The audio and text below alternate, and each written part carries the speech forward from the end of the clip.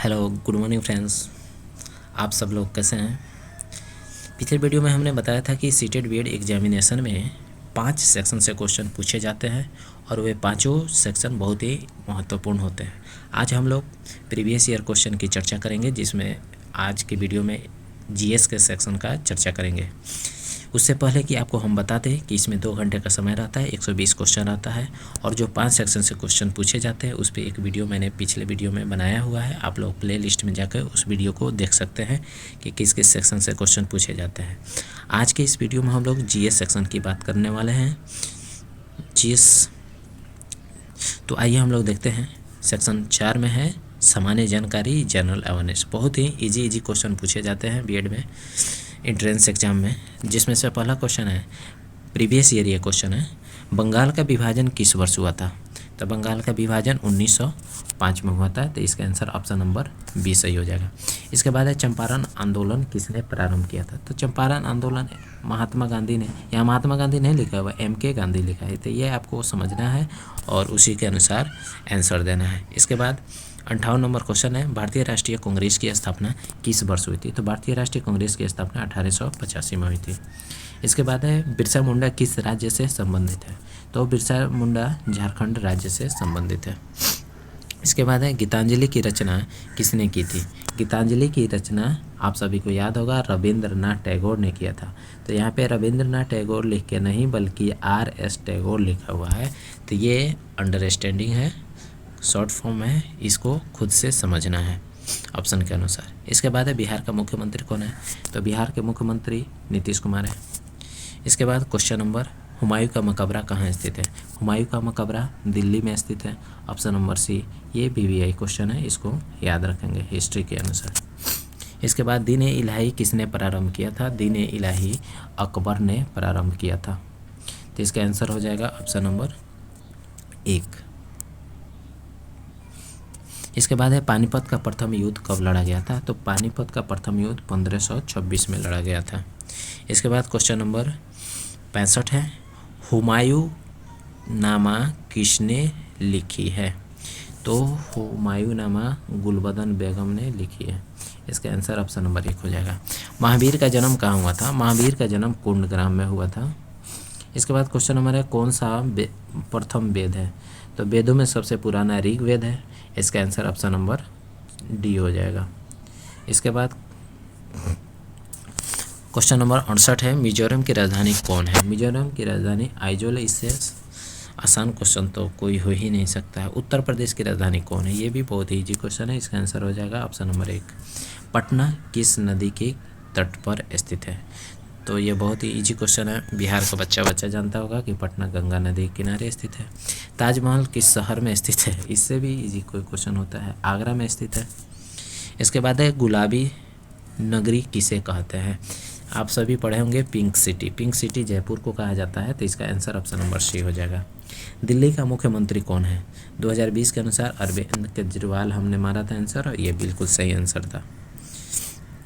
इसके बाद है पृथ्वी के जयमंडल में खाली स्थान सम्मिलित होते हैं। तो जयमंडल कहने का मतलब है कि वैसा मंडल जिसमें कोई जीव निवास करता है।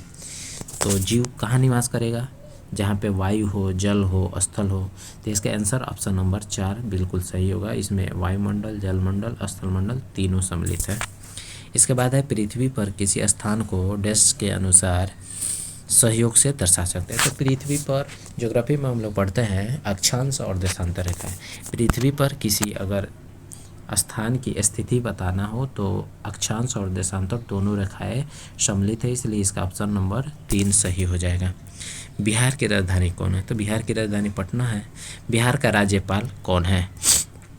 तो उस समय फागू चौहान थे, इस समय राजेंद्र अरलेकर है, तो इसका आंसर हो जाएगा इस समय के अनुसार राजेंद्र अरलेकर।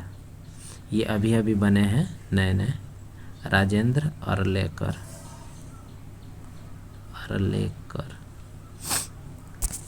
तो इसमें वर्तमान में यही है, हो सकता है पूछा जा सके क्वेश्चन फिर से दोबारा।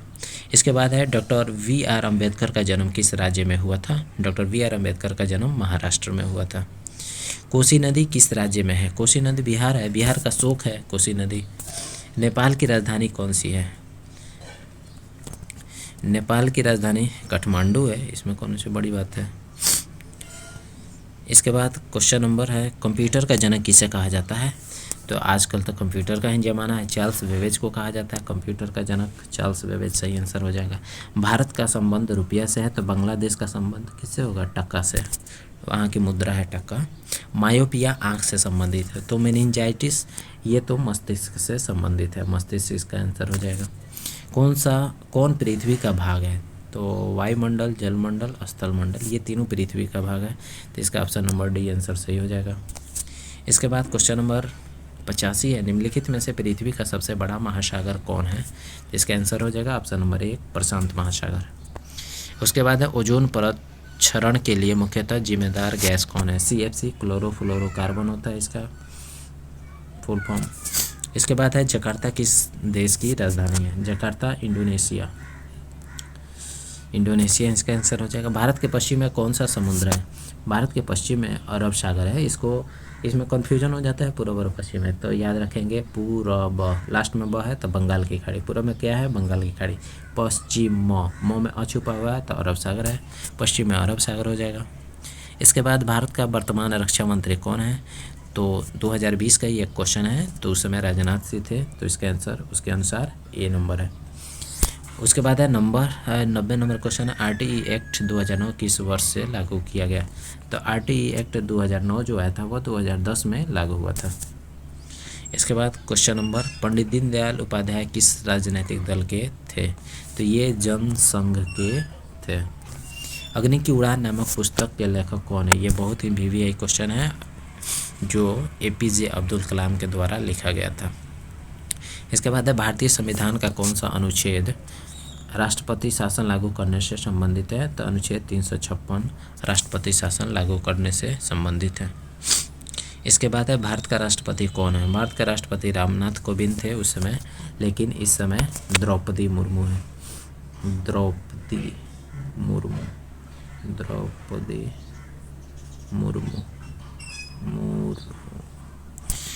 तो कौन सा नेक्स्ट क्वेश्चन है, कौन सा उपकरण भूकंप मापन करता है। तो ये सिस्मोग्राफ हो जाएगा। इस तरह से यहाँ पे GS का सेक्शन ख़त्म होता है। बहुत ही इजी आता है GS, आप लोग चाहे तो GS का 100% पोर्शन बना सकते हैं और 100% नंबर इसमें ला सकते हैं। तो इसमें थोड़ा भी घबराना नहीं है। GS आप आसानी से पढ़ सकते हैं। थोड़ा करेंट अफेयर, यही छोटा मोटा राज्य राजधानी याद रखना है।